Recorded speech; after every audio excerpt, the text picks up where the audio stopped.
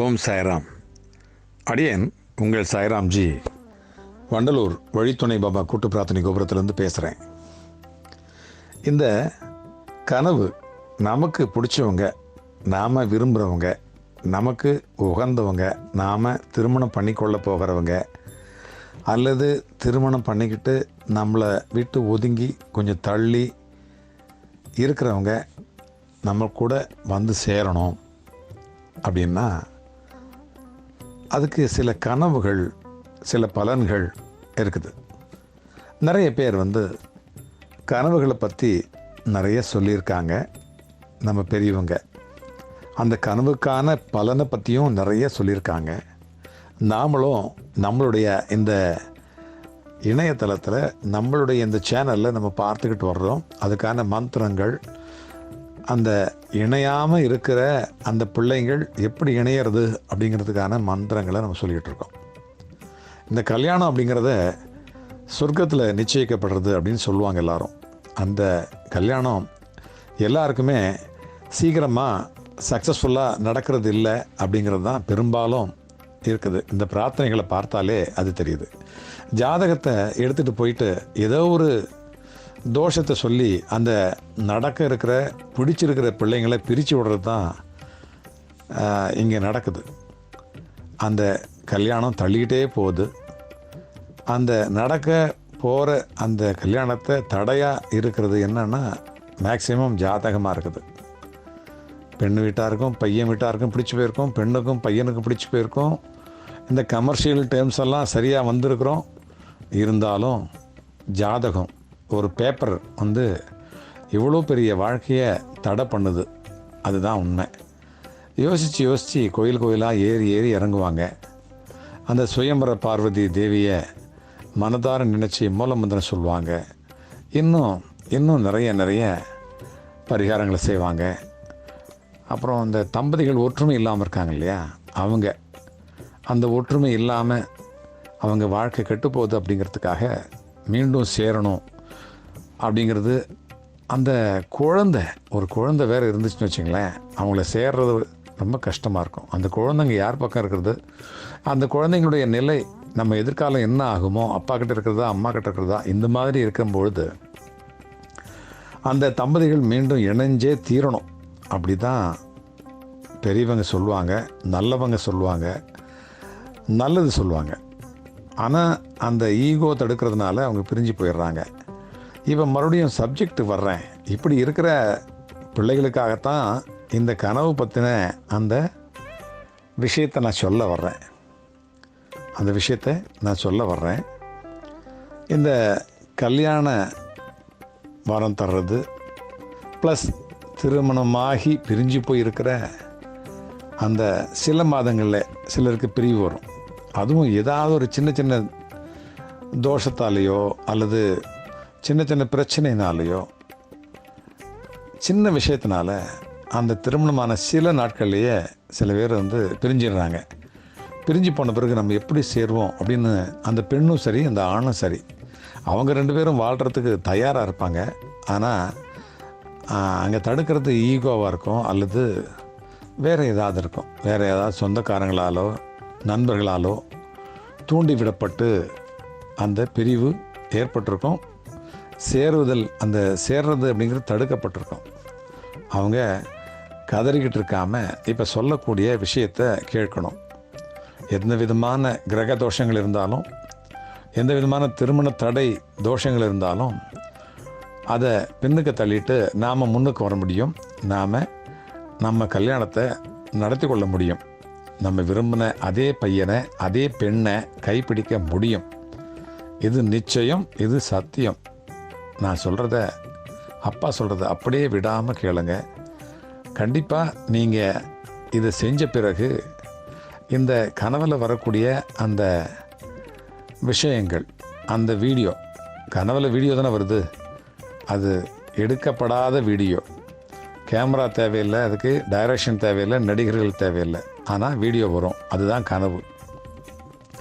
இந்த கனவினுடைய பலனை நாம் பார்க்க போகிறோம். அதுக்கு பரிகாரத்தையும் நம்ம தெரிஞ்சுக்க போகிறோம். இந்த காணொளியை பார்க்கக்கூடிய பிள்ளைகள் எல்லாருமே கடைசி வரைக்கும் பாருங்கள். கடைசியில் ஒரு மந்திரமும் சொல்வேன் நான். இதுக்கான ஒரு தந்திரம், அதாவது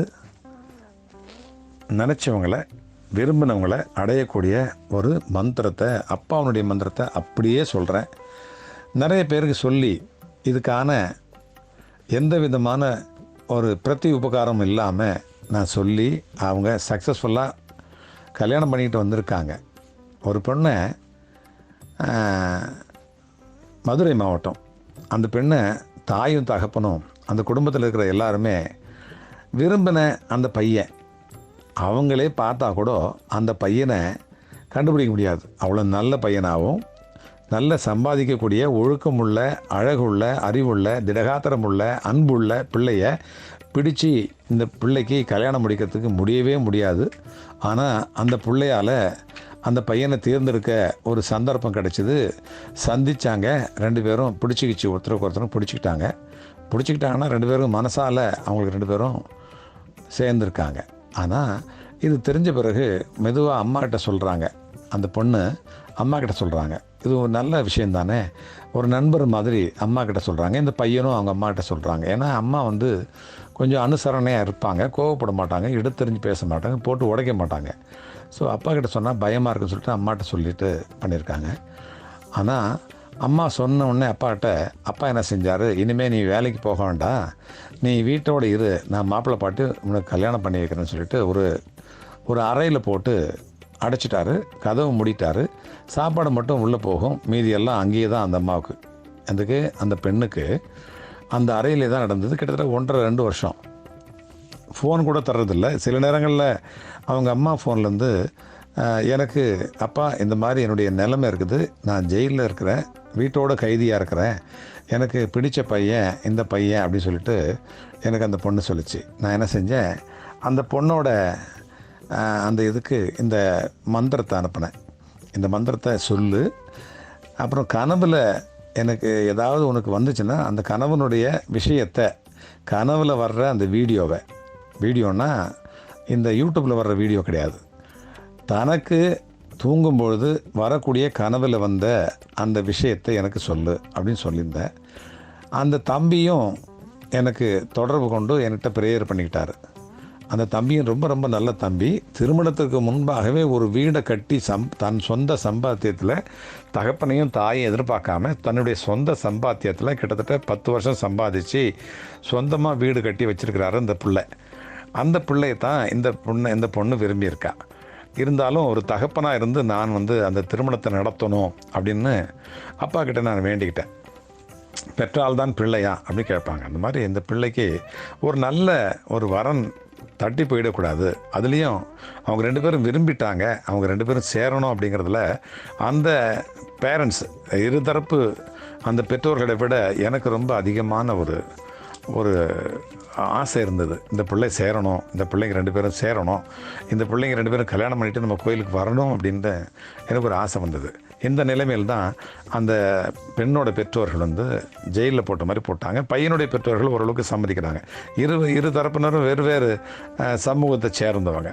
இதுதான் செய்தி. இங்கே என்னென்னா, இவங்களுக்கு நான் சொல்லி கொடுத்தேன், அப்பா நீ வந்து கனவில் ஏதாவது வந்தால் எனக்கு சொல்லு, உன்னுடைய எதிர்காலத்தை பற்றி அந்த கனவு பரிகாரம் மூலமாக அந்த கனவனுடைய பலன் மூலமாக நான் உனக்கு சொல்கிறேன் அப்படின்னு சொல்லிட்டு நான் அந்த பெண்ணுக்கிட்ட சொல்லியிருந்தேன். அந்த பெண்ணு வந்து அடிக்கடி பேச முடியாது, அது பேசினா நான் எடுக்க மாட்டேன், நான் பேசினா அது நான் யார்கிட்டையும் பேசுகிறதில்ல, உங்களுக்கு தெரியும், நான் பேச வேண்டிய அவசியம் இல்லை.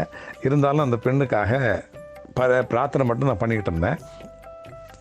சில நேரங்களில் பேசினா என்னால் பேச முடியாது, நான் வந்து கொஞ்சம் வேலையாக இருப்பேன். அப்படி போயிட்டே இருந்தது. வருஷம் 1.5 வருஷம் ஆகிப்போச்சு. அந்த பிள்ளைக்காக நான் அப்பா கிட்ட மனம் உருகி மன்றாடி பிரார்த்தனை பண்ணேன். ஒரு சில கனவுகளை சொல்லிச்சு அந்த பிள்ளை. அந்த கனவுகளுடைய பலன் வந்து கிட்டத்தட்ட அந்த பெண்ணுக்கு திருமணமாகக்கூடிய ஒரு சந்தர்ப்பத்தையும் சூழ்நிலையும் ஏற்படுத்தி கொடுக்குற ஒரு கண்டிஷனில் இந்த கனவு இருந்துச்சு.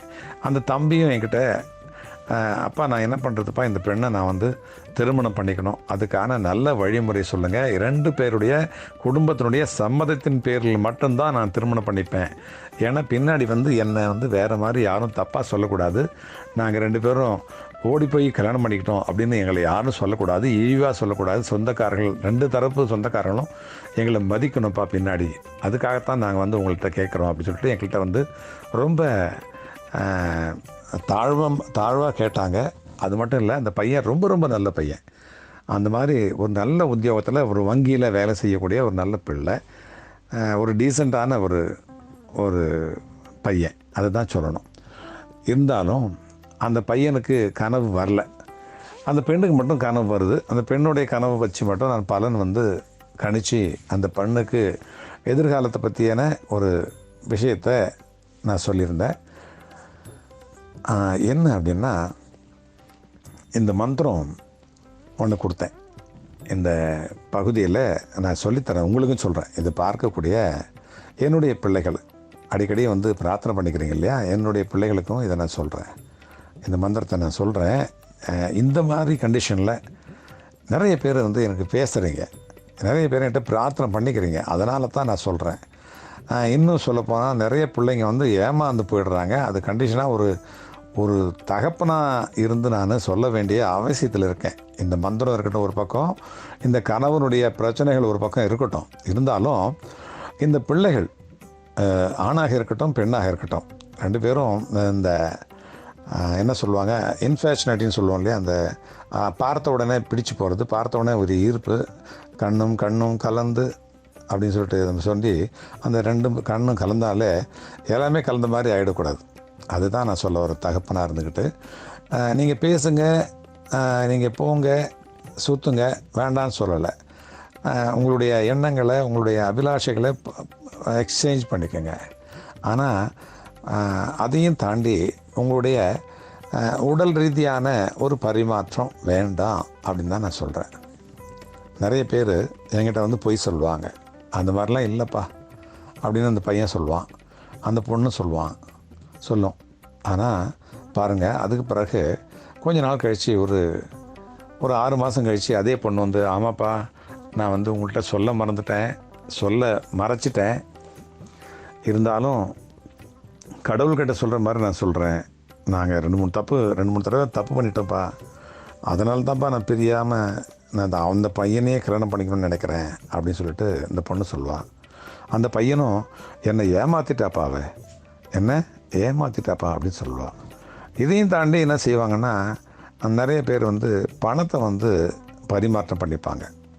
அதாவது எல்லாத்தையும் பரிமாற்றம் பண்ண, அதுவும் சில நேரங்களில் இந்த மாதிரி உடல் ரீதியான பரிமாற்றங்கள் கூட அந்த இரு தரப்பில் இந்த 2 பேருக்கு மட்டும்தான் போயிடும்.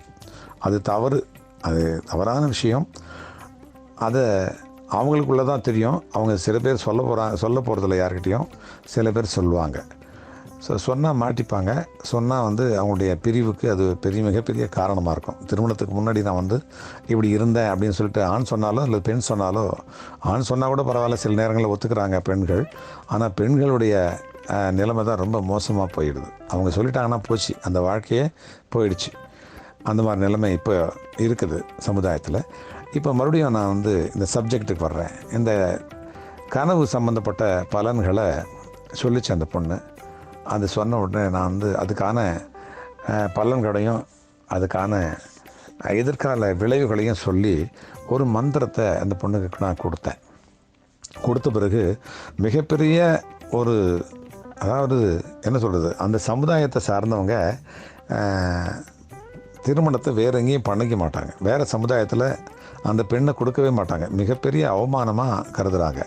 அதுலேயும் அந்த பெண்ணுடைய தகப்பனார் வந்து ரொம்ப மிகப்பெரிய மிட்டாதாரர், ஒரு அரசாங்க அதிகாரியாக இருந்து ஓய்வு பெற்ற ஒரு பெரிய அதிகாரி. அந்த குடும்பத்தில் இருக்கிற எல்லாருமே கொஞ்சம் மிகப்பெரிய பதவிகளில் இருக்காங்க. இந்த பெண்ணு மட்டும் ஒரு சாதாரணமான ஒரு அலுவலகத்தில் வேலைக்கு போய்ட்டு இருந்தது, அதையும் நிறுத்திட்டாருன்னு சொன்னேன் முதல்ல. இப்போ என்ன ஆச்சுன்னா, இந்த மந்திரத்தை இந்த பொண்ணு சொல்லிச்சு, நான் கொடுத்த மந்திரத்தை சொன்ன உடனே, இதை நான் எதுக்கு சொல்ல வரேன் அப்படின்னா, இந்த கண்டிஷனில் இருக்கவங்க எல்லாருமே அடிக்கடி எனக்கு தொலைபேசியில் கூப்பிட்டு இதே டாப்பிக்கு, இதே தேவை, இதே சுச்சுவேஷன் என்கிட்ட சொல்கிறாங்க. அது உங்களுக்கு இருந்தால், இதை கேட்குறவங்களுக்கு யாருக்காவது இருந்தால், அதை நீங்கள் இப்படி வந்து இந்த வழியில் நீங்கள் போங்க, இதை செய்யுங்க, உங்களை சக்ஸஸ்ஃபுல்லாக பாபா கொண்டு வருவார், சேர்த்து வைப்பார், திருமணத்தை அவரே வந்து நடத்தி வைப்பார் அப்படிங்கிறதுக்காக தான் நான் சொல்கிறேன். சரியா? இப்போ என்ன நான் சொல்லணும்னா, பிரம்ம முகூர்த்தம் அப்படின்னு நம்ம வந்து ரொம்ப பெரிய விஷயத்தை நம்ம வந்து அடிக்கடி பேசிகிட்டு இருக்கோம், உலகமே பேசுது. இப்போ சொல்லப்போனால் இந்தியாவில் மட்டுமல்ல, இந்துக்கள் மட்டுமல்ல, வெளிநாட்டில் வாழக்கூடிய அநேக அன்பர்கள் இந்த பிரம்ம முகூர்த்தத்தை பற்றி தெரிஞ்சுக்கிட்டு அந்த நேரத்தில் இந்த மந்திரங்களை சொல்கிறாங்க, ஹோமங்கள் யாகங்கள் இதெல்லாம் செய்கிறாங்க, அப்புறம் தியானம் பண்ணுறாங்க, யோகா பண்ணுறாங்க, எல்லாம் செய்கிறாங்க. இது வந்து ரொம்ப பெரிய விஷயம். அதுலேயும் நான் சொல்கிற பிரம்ம முகூர்த்தம் இருக்குதே, அது மிகப்பெரிய பிரம்ம முகூர்த்தம். என்ன சொல்கிறேன்னு பாருங்கள். அதாவது நீங்கள் தூங்க போகிறீங்க, ஒரு நாள் வருது, அந்த நாளில் வந்து ஒரு பகல் வருது, இரவு வருது. அந்த இரவும் பகலும் சந்தித்து கொள்ள நேரம் அந்த காலை நேரம் 6 மணி, காலை 6 மணின்னு வச்சுக்கோங்களேன். அதை 4:30லேருந்து 6 மணிக்குள்ளார, 6:10க்குள்ளார அந்த இருட்டு போயிட்டு வெளிச்சம் வந்துடும். அதே மாதிரி சாயங்காலத்தில் வெளிச்சம் போயிட்டு இருட்டு வரும். அது வந்து ரெண்டும் இணைகிற அந்த சந்தியா காலம் அப்படின்னு சொல்லுவோம். ஸோ அதே மாதிரி நம்ம விழிப்பு நிலையிலேருந்து தூக்க நிலைக்கு போகக்கூடிய அந்த நிலை வந்து ஒரு மனிதனுக்கும் இந்த பிரம்ம முகூர்த்தத்தை விட மிகப்பெரிய கொடை, மிகப்பெரிய முக்கியமான நேரம். அதுதான் பிரம்ம முகூர்த்தம், உண்மையான பிரம்ம முகூர்த்தம். சில நேரங்களில் நைட் ஒர்க் பண்ணுவோம், அவங்களுக்கெல்லாம் அந்த பிரம்ம முகூர்த்தம் எப்படி கிடைக்கும், எப்படி அந்த வாய்ப்பு அவங்களுக்கு கிடைக்கும்?